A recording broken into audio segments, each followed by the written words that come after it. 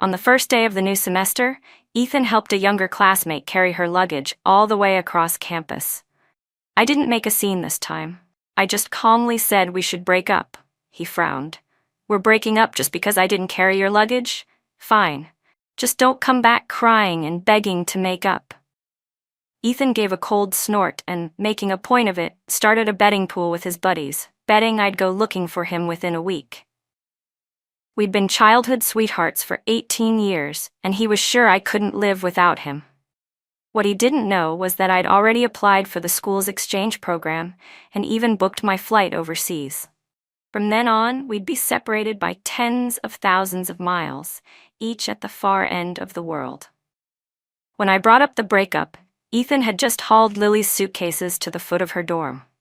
He didn't turn back to me until that slender figure disappeared through the lobby, a smile still fading from his face. Let's go. Which building are you in tonight? I'll walk you. No need, I cut him off, expressionless. Let's break up. Just because I helped Lily with her luggage? He pulled out a cigarette and frowned. Seriously, princess? She's just a girl with no one to look after her, dragging 2 big suitcases by herself.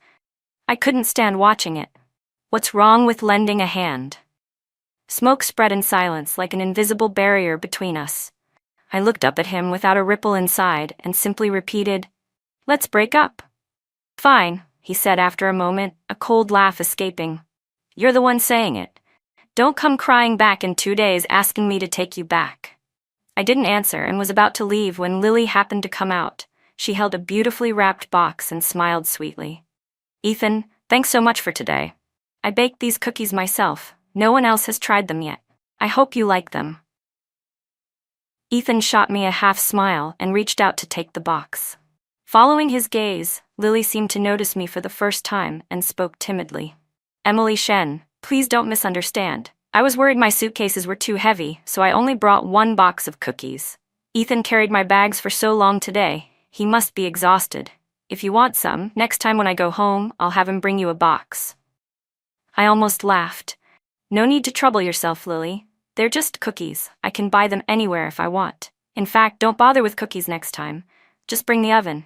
Doesn't matter how heavy it is, Ethan can carry it for you anyway." Lily froze and her eyes reddened at once. She walked up to me, her voice laced with grievance. "Emily, are you mad at me? Then I'll apologize to you." Ethan yanked her behind him, his tone turning cold. "What are you apologizing to her for? I joke and call her princess, and she really thinks she's royalty. I'll buy you dinner tonight. We're done indulging certain people." Their back and forth went on, but I turned upstairs, leaving that grating noise behind me. Back in the dorm, I made my bed in a rush and practically dropped onto it. Maybe it was the summer heat, maybe the extra ice creams I'd had, but my period hit fast and hard this time. A dull ache, nagging low in my abdomen. From the trip between home and campus, the dragging, twisting pain under my ribs had hardly let up. I curled up and wrapped myself in the blanket as my consciousness blurred. When I woke, my phone beside me was buzzing nonstop. The screen lit with a message from my advisor. My exchange application had been approved, and the host university had issued the admission notice. As soon as my visa goes through, I can leave. After replying to my advisor's message, I was fully awake. At some point, the pain in my abdomen had quietly faded. I leaned against the headboard, absent-mindedly scrolling on my phone, and happened to see Lily's new post on her social feed. "Cookies baked especially for someone. Looks like my skills aren't bad, huh?" The photo showed an open cookie tin with several pieces already missing. In the lower right corner of the picture, a boy's wrist had slipped into the frame, wearing a watch I knew all too well, the one I'd spent 6 months working part-time to buy for Ethan's birthday our freshman year. "Emily, you're up? First night back, group dinner?" My roommate called from the side, pulling me back to the present. I locked my screen and answered, a bit stiffly, "Sure." At dinner, I took the chance to tell my roommates about the exchange trip. "If you go abroad, what about Ethan?" Someone asked without thinking. I smiled. "We broke up today." The air went quiet for a beat, then everyone raised their glasses. "Good riddance," someone said. "I've been sick of him hanging all over that freshman forever. Here's to Emily ditching the jerk and getting her freedom back." Another chimed in, "And here's to Emily, Ace your studies and have a brilliant future." Our glasses met with a clear, bright clink, and the private room quickly warmed into its usual buzz. With the alcohol flushing my cheeks, I stepped out for some air. As I passed the room next door, a familiar voice floated out. "Ethan, why do we only see the little freshman today, and not your childhood sweetheart? Did the high and mighty miss throw a fit again?" "Yeah," Ethan answered, casual and bored. "She's making a scene about me helping Lily with her luggage, says she wants to break up." Someone clicked his tongue. "What a temper, and you put up with it?" "Honestly, splitting with Emily Shen is for the best. A girlfriend should be like Lily, cute and sweet-tempered." "Don't say that," Lily said softly. "Girls get jealous, it's normal. It's my fault too. I didn't keep enough distance from Ethan and made Emily misunderstand." Ethan tipped back a glass and his tone softened. "You're my junior. It's right for me to look out for you. As for Emily," he curved his lips, "she can't live without me." With her major, studying abroad was always the best option. She only applied to my university because she couldn't bear to leave me. He sounded suddenly amused. "My birthday's next week. Wanna bet? I say she'll come crawling back to make up with me no later than my birthday." The room erupted in jeers and laughter. I stared, silent, at the man inside who seemed to have become a stranger without my noticing, then turned back to our table. We drank until the mood ran its course, and by the time I returned to the dorm, it was late. Half asleep, I dreamed again of the past with Ethan. Our fathers had been friends for years. His parents were always busy with work and would sometimes leave him at my house for a few days. Ethan was sickly as a kid. Whenever someone bullied him, I was the one who stood up for him, beating the culprits until they cried and apologized to him. We grew up side by side, inseparable. And when we first started to feel the tug of young love, there was no one else but each other. After the college entrance exam, I turned down my mother's plan for me to study overseas and applied to the same university as Ethan. We naturally became a couple, childhood sweethearts, 2 kids without a care. Even our parents believed we'd go from school uniforms to a wedding dress. That held true until sophomore year when Lily appeared, Ethan's father's colleague's daughter, a year below us, and in the same major as Ethan. Because her parents were divorced, she was a little withdrawn, and Ethan's father had even told him specifically to take good care of that junior. I first heard her name in the campus piano room. I was rehearsing for the welcome gala, and Ethan, like always, was my audience. While the music was flowing, his phone suddenly rang. I stopped and motioned for him to answer. A girl was on the other end, her voice thick with tears. Ethan murmured a few words to comfort her, then hung up and looked at me. "Emily, Lily lost her student ID. She just got here and doesn't know the procedures yet. I'll take her to get a new one." A flicker of irritation passed through me, but I said nothing and let him go. Back then, I never imagined the name Lily would start showing up in my life so relentlessly. When she couldn't follow her core classes, she'd call Ethan to the study room and keep him there explaining things the whole afternoon. When she got sick, one phone call from her was enough for Ethan to ditch me mid-date and rush back to campus to take her to the hospital. Even when she fought with her roommates and snuck out of the dorm at midnight, she'd call Ethan to sit with her at a bar all night. I fought with him over this again and again, but his answers were always so righteous. "Lily's gentle and easily bullied. I'm just helping take care of her. In my eyes, she's only a little sister. Don't be jealous." He said it so many times that it started to sound like I was the unreasonable one. Right before break, my advisor told me the school had an exchange program and asked if I wanted in. I had just argued with Ethan about Lily and agreed on impulse. But feelings that had lasted over a decade aren't easy to sever. Once I cooled down, I hesitated the whole vacation until today, when we returned to campus. Ethan carried Lily's luggage the entire way, but when I was weak from cramps and asked him to help pull my suitcase for a moment, he brushed it off. "Emily, you've only got one small case. No need to compete with Lily." In that instant, I realized how rotten this relationship had become. Over the next few days, I deliberately avoided Ethan. The day before his birthday, my visa came through. After I packed all my personal things in the dorm, I suddenly remembered the safety pendant my mom had left me was still at Ethan's place. When she gave it to me, she said it was a keepsake from my dad, passed down through the family, and that one day I should give it to the person I truly loved. Ethan rented an apartment off campus. I sometimes stayed there, and the pendant was kept there. Before heading out, I texted him. He didn't reply, and I didn't wait. I keyed in the passcode and opened the door. Everything looked the same. The matching slippers in the shoe cabinet, our photos on the feature wall, the plush toy tossed on the sofa. I skimmed past those memories in silence and went straight to the bedroom. I opened the nightstand. The pendant lay quietly in its wooden box. I slipped the box into my bag and was about to leave when I heard the lock turning. A second later, Ethan pushed the door open, one arm around Lily to steady her as they walked in. The three of us locked eyes. "Emily, what are you doing here?" Ethan let go of her, took a few steps toward me, and lifted the corner of his mouth in a smile. "Miss me? Planning to sneak over and surprise me?" After pouting for a few days, he finally seemed to think I was done making a fuss. I gave a short, cool laugh.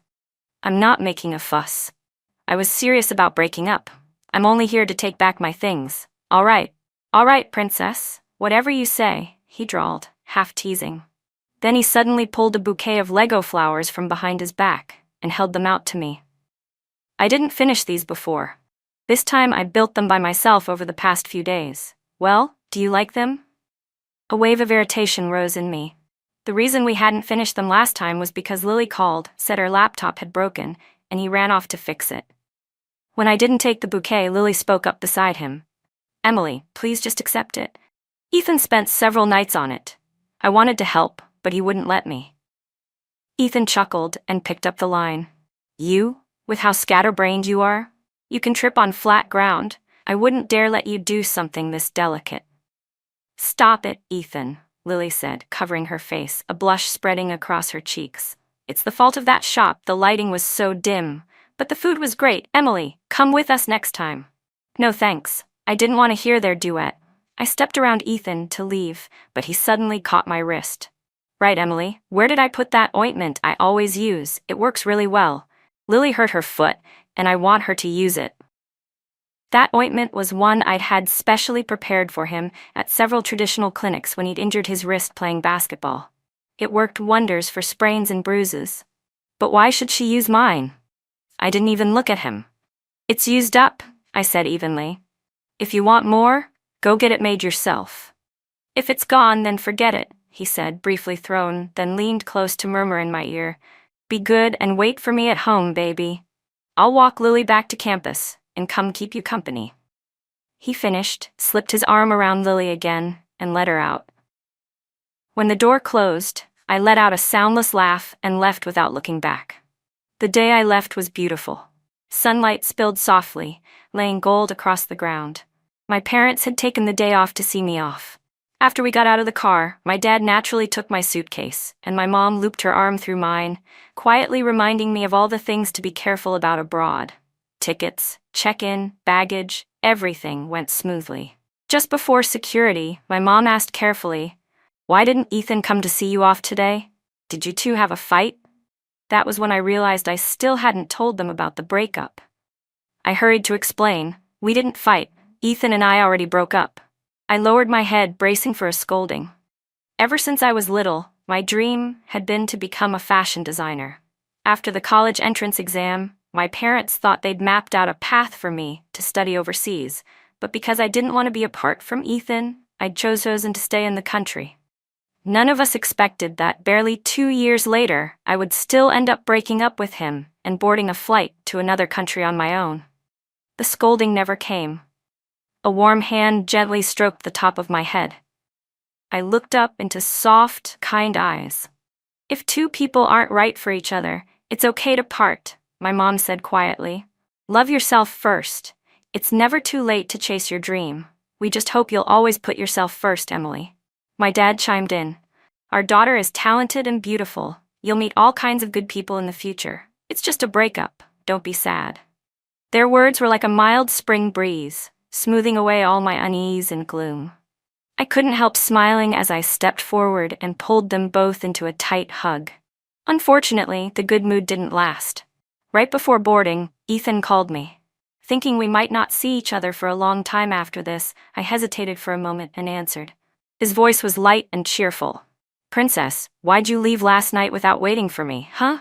Left me all alone in an empty room. Wasn't I just making room for you and your little freshman? I replied evenly. Jealous? Ethan chuckled. Lily sprained her ankle. I couldn't let her walk back to the dorm alone. Anyway, enough about her. See you at the usual place later. Don't keep me waiting. In that moment, I started to suspect Ethan thought he was some kind of great man. Otherwise, why did he act like he couldn't understand when I'd said we should break up so many times? I took a deep breath and said, carefully and clearly, I'll say this one last time, Ethan. We already broke up. I won't be celebrating your birthday, and I'm leaving the country soon, so let's stop contacting each other. I'd barely gotten a few words out when a sweet, soft female voice drifted through the background. Ethan, can you tie the ribbon at the back of my dress? I can't reach it. The line went quiet for a moment before Ethan came back on. Emily, what did you say? I didn't catch that. I was busy. A wave of helplessness and absurdity surged through me. 1,000 things crowded my throat and finally dissolved into a silent sigh. Happy birthday, Ethan, and here's to us never seeing each other again. Before he could say anything else, I hung up and blocked every way he could reach me.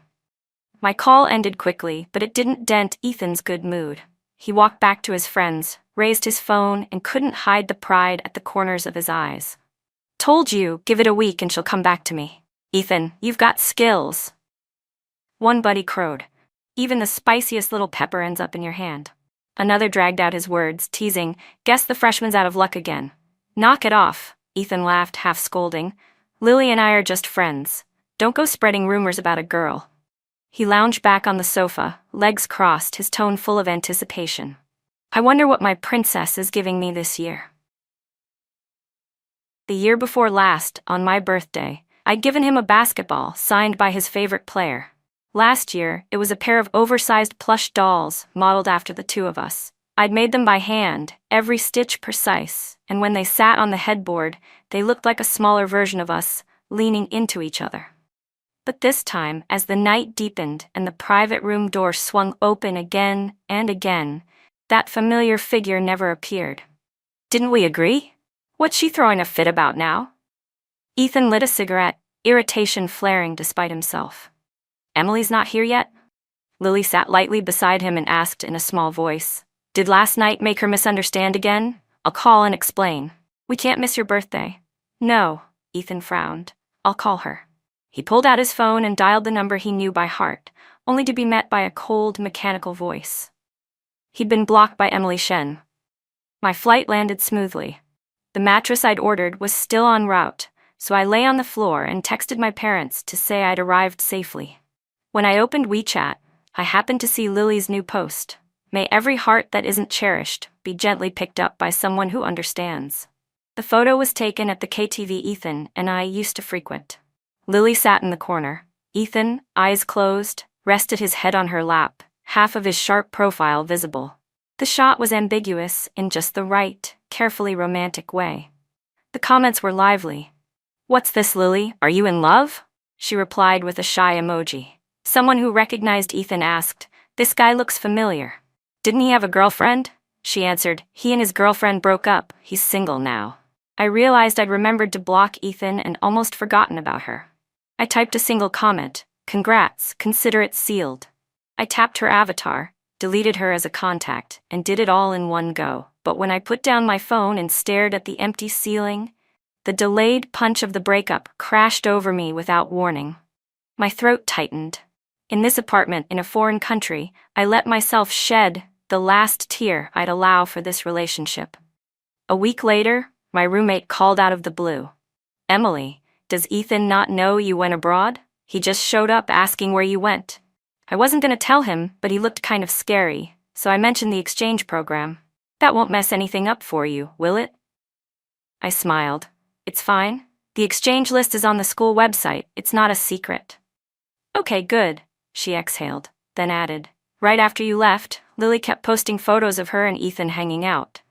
We all thought they were dating, but when I asked Ethan, he swore up and down it wasn't true. Maybe it's just part of their little Play? Maybe, I said lightly, feeling nothing at all. But Emily, be careful, she lowered her voice. From the way Ethan looked, I have this feeling he might fly out to find you. I didn't take it seriously. We've already broken up. It won't go that far. You didn't see his face when he learned you'd left. His eyes were so red I thought he might cry. Anyway, just be careful, she finished. Not long after we hung up, I got a friend request from an unfamiliar account. Emily, can we talk? It was Ethan. I frowned. I hadn't planned to respond, but I didn't want him pestering my roommate, so I accepted. A second later, an incoming voice call popped up. He said nothing for a long time. I grew impatient and spoke first. Ethan, what do you want? Emily. His voice was raw and hoarse. Why didn't you tell me you were going abroad? We've already broken up, I said evenly. There's no need to notify an ex. Breaking up over a suitcase? He gave a choked laugh. Emily, we've known each other 18 years. Do you know how happy I was when you stayed in the country for college because of me? I couldn't sleep for nights, just thinking I'd finally get to hold your hand on campus, that we'd be the couple everyone envied. Back then I even dreamed up our future, even how we'd decorate our wedding. And now, just because I didn't help with your suitcase, you want to break up? Emily, what does all these years of us even mean to you? Calmly, I answered, I've already told you, we broke up. I didn't agree, he shot back. I figured a breakup is a breakup. I don't need your agreement, I cut in. And Ethan, I'm not some trophy for you to show off. No matter how many bets you make with other people, I won't look back. Panic edged into his voice. Emily, I'm sorry. I lost my head when you suddenly broke up with me that day and said a bunch of stupid things. I never meant to humiliate you. Do you know how many years I've liked you? But you blocked me, and you skipped my birthday. So I've been holding on to my pride and not reaching out. But Emily, I miss you so much. His voice shook. How can you be this cruel to me? I was at a loss for words. You seemed pretty happy hanging out with Lily these days. I was just trying to make you jealous, Ethan said with a bitter laugh. Then, as if he suddenly grasped something, he even sounded a little pleased. Emily, you still care about me, don't you? Otherwise, you wouldn't bring up Lily. Wait for me, I'm not going to let us end like this. His confidence made my skin crawl, and I hurriedly hung up. I gradually settled into life overseas and, unexpectedly, found a regular meal buddy. One day, as usual, I was heading back to my apartment from the library. The moment I stepped into the elevator, my vision went dark. My blood sugar crashed. Right before I blacked out completely, I clutched at the hem of another passenger's pants and forced out a few breathy words. There's candy in my bag. Please don't call an ambulance. I haven't bought insurance yet. When I came to, I was lying on a soft couch, my mouth sweet with the taste of candy. You're finally awake. You scared me to death, said a handsome guy with a mop of curls, suddenly leaning into view. He was tall, sharp-featured, with big round eyes that tipped down slightly at the corners, like some gentle, oversized animal, like a Samoyed brought to life. Before I could gather my thoughts, he quickly tucked a big piece of chocolate into my mouth. I've got more. Eat up so you don't faint again. Thank you. I managed around the chocolate, and we started talking. The Samoyed was named Ryan Song. He lived upstairs and was also an international student.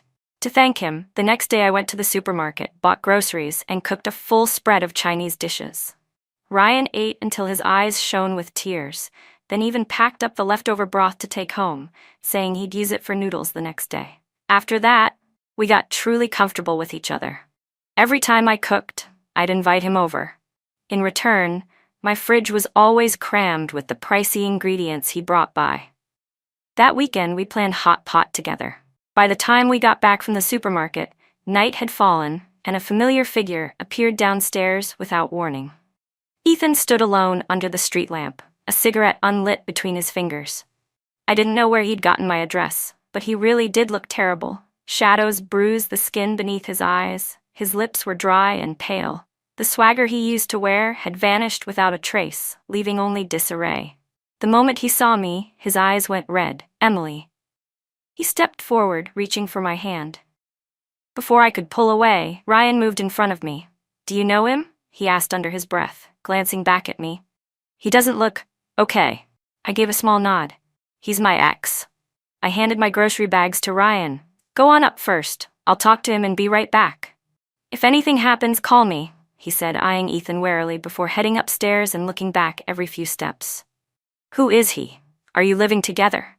Ethan stared at me, voice tight with anger, but his eyes were full of wounded grievance. I tugged the corner of my mouth. And how is that any of your business? You're my ex, remember? His voice trembled. Don't leave me. Please, Emily. I'm begging you. I took a deep breath, impatience pricking through. Ethan, I wanted to be with you and do it right, but what about you? How many times this past year did you toss me aside because of Lily? You knew perfectly well I was on my period the day school started. I was shaking all over from the cramps, and you didn't even spare me a glance before running off to carry Lily's luggage. Whose boyfriend are you, exactly? I'm sorry, Emily, I'm sorry, Ethan stammered. I really didn't know you felt that bad. He fumbled out his phone as if to prove something. Look, I blocked Lily before I flew out. I swear there's nothing romantic between us. Please forgive me. I know you don't like her. I cut him off, calm and steady. We've been childhood sweethearts for years. I know exactly how you think. You're tired of me being independent and strong-willed, so even knowing how Lily feels about you, you still enjoyed her dependence and adoration. You liked flirting on the edge under the excuse of senior and junior, testing the line and indulging in the thrill. His face went suddenly white. I enunciated each word. Ethan, aren't you shameless? The sentence seemed to drain the last of his strength. He crumpled right there, completely breaking down. Watching him sob, I felt nothing. Don't come looking for me again, I said, expressionless. We ended a long time ago. Ethan stayed abroad for half a month, only flying back when the school warned that another absence would mean expulsion. After that, he was like a recurring NPC. Every month he'd randomly respawn somewhere near me, always at a distance, not daring to come close or disturb me. One day Ryan came by to restock my fridge. Maybe it was because we'd stayed up late gaming together the night before, but when the knocking started I was still half asleep in bed. Too lazy to get up, I just texted him the door code and let him handle it while I rolled over and went back to sleep. In my fog, I thought I heard Ethan's voice. When I finally woke, I stepped out of the bedroom refreshed and found the once messy living room spotless. Ryan had his back to me, mopping the floor. On the stove, a pot of congee simmered, the scent of rice filling the kitchen. You're up, have something to eat, he said, setting down the mop and handing me a bowl, his eyes bright. I learned this from watching you last time. Try it. How's it taste? Under Ryan's puppy dog eyes routine, I downed 3 big bowls. I had to admit, since he learned it from me, it was really good. Dishes in hand, Ryan headed back to the kitchen. He'd put on my pink apron. What fit me perfectly looked a little snug on him, only emphasizing his broad shoulders and narrow waist. When he bent to wipe the table, the muscles from his waist to his hips bunched, their lines full and smooth. I firmly kept my right hand from doing anything reckless. Then I remembered something. Did anyone come by while I was sleeping? Your ex did, Ryan called back over the sound of running water. He asked where you were and why I was here. I told him you wore yourself out last night and were still asleep, and I was worried you'd wake up hungry, so I was cooking for you. I was about to ask if he wanted to wait and try my cooking with you when you woke. But Ryan looked over at me, all innocence. He suddenly looked really upset and left. The wording wasn't wrong, exactly, but something about it sounded off. Maybe Ryan's little speech did the trick, because for a long while after that, Ethan didn't show up again. The next time I saw him was on Christmas. Ryan and I had gone to watch a new release, and when we came back, the city was lighting up, lively and bright. The glittering lights fell across Ryan's gentle features, giving him a quietly striking edge. Crowds swelled around us, but I felt only the person at my side. I don't know who reached first. By the time I realized it, our hands were already clasped tight. When we reached the apartment building, I spotted Ethan from a distance. Before he could come over, a few friends suddenly gathered around us with smiles. Ryan took a bouquet from them. His cheeks and the line of his neck were already flushed, and his dark eyes shone as if filled with light. His voice trembled a little but rang clear. Emily, will you be with me? Across the stream of people, I met Ethan's desperate gaze. His mouth opened and closed like he wanted to say something, but I was ready to start a new life. I drew my eyes back calmly and took the flowers as everyone around us offered their blessings. What happened afterward, I only heard from my roommate. She said that once Ethan went back home, he and Lily fell out badly. Maybe when she realized she couldn't squeeze any more favor out of him, she pulled the same old trick and latched onto a junior-year senior instead. Unfortunately for her, she hit a wall. The guy turned out to be a kept pretty boy, supported by a wealthy woman. The woman was ruthless and gave Lily no mercy, airing every ugly bit of her other woman history in public. The drama snowballed until Lily finally chose to withdraw from school. As for Ethan, I heard he'd planned to apply for the next year's exchange program, but because he'd missed too many exams and his grades didn't meet the mark, the school ordered him to repeat a year. I didn't pay it much mind. My new life was going smoothly. After a year together, Ryan and I officially moved in. That night he stayed in the bathroom for a full 2 hours. When he finally pushed the door open, he had only a towel slung loosely around his waist. He came toward me, eyes bright with a flicker of nerves, and leaned in to whisper, "Emily, did you know I'm actually 1/4 Nordic?" I studied his striking face, all elegant Eastern lines, a little puzzled. He gently took my wrist, guided my fingertips over his firm abs, and moved them lower, his voice turning rough. "Then guess where I inherited it. So that's why I've been eating so well?" I murmured, dizzy with laughter. The night stretched on, rising and falling like a tide, and somewhere in the blur I thought, a little hazy, the story at last was complete.